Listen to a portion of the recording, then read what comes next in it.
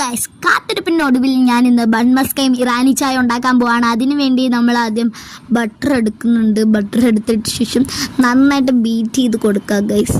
അതിനുശേഷം contents milk എടുക്കുന്നുണ്ട്. Contents മിൽക്കും അടിപൊളിയായിട്ട് അതിൻ്റെ അകത്തോട്ട് ഒഴിച്ച് കൊടുക്കുക. നിങ്ങൾക്ക് വാനില എസൻസ് ഉണ്ടെങ്കിൽ ചേർത്ത് കൊടുക്കാം. നമ്മുടെ അടുത്ത് ഇല്ലാത്തതുകൊണ്ട് നമ്മൾ ചേർത്തില്ല. എന്നിട്ടൊരു ക്രീം പരുവത്തിലാക്കി അടിപൊളിയാക്കി ഈ ഒരു പരുവത്തിലാക്കി എടുക്കണം. എന്നിട്ട് അടുത്തത് നമ്മളുടെ ബണ്ണിലോട്ട് ഈ ക്രീമൊക്കെ തിരിച്ച് കൊടുക്കണമല്ലോ. അതിന് ബണ്ണെടുത്തിട്ടുണ്ട്. അതിന് നമ്മളുടെ ബണ്ണൊക്കെ മുറിച്ച് നല്ല സോഫ്റ്റ് ബണ്ണായിരുന്നു ഗൈസ്. അതിന് ശേഷം ഇതിങ്ങനെ നടുക്കൂടെ ഇങ്ങനെ മുറിക്കണം.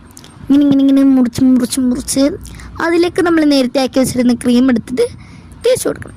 അതിനാണ് ഞാൻ നല്ല അടിപൊളിയായിട്ട് ക്രിയേറ്റീവായിട്ട് തേച്ചൊക്കെ കൊടുത്തിട്ടുണ്ട്. പുറത്തും കൂടെ കുറച്ച് ക്രിയേറ്റീവായിട്ട് തേച്ച് കൊടുക്കണം ഗൈസ്. ഇത് ചെയ്യണമെങ്കിൽ ഇച്ചിരി ക്ഷമ വേണം. പക്ഷേ എല്ലാം സിമ്പിൾ പരിപാടികളാണ് കേട്ടോ. അങ്ങനെ നമ്മളുടെ ബൺ മസ്ക ഇവിടെ അടിപൊളിയായിട്ട് റെഡി ആയിട്ടുണ്ട്. അടുത്ത നമ്മുടെ ലക്ഷ്യം ഇറാനി ചായയാണ്. ഇറാനി ചായ ഉണ്ടാക്കാൻ ഒരു പാൻ എടുത്തിട്ട് അതിലേക്ക് മിൽക്ക് ഒഴിച്ചെടുത്തിട്ട് അത് അവിടെ വെക്കുക. അടുത്ത പാനിലേക്ക് നമ്മുടെ കട്ടൻ ഇട്ട് കൊടുത്തിട്ട് ഇച്ചിരി ഏലക്കയൊക്കെ പൊടിച്ചിട്ട് കൊടുത്തിട്ട് നമ്മളുടെ വറ്റി വന്ന പാലിലേക്ക് കണ്ടൻസ് മിൽക്ക് ഒഴിച്ചു കൊടുക്കുക. അതിനുശേഷം ഒരു കപ്പ് എടുക്കുക. അതിലേക്ക് ആദ്യം കട്ടനും പിന്നെ നമ്മളുടെ നേരത്തെ വെച്ചിരുന്ന ആ മിൽക്കും കൂടെ ഒഴിച്ചു കൊടുക്കുക. അടിപൊളിയായിട്ടുള്ള ഇറാനി ചായ ഇവിടെ റെഡി ആയിട്ടുണ്ട് ഗൈസ്.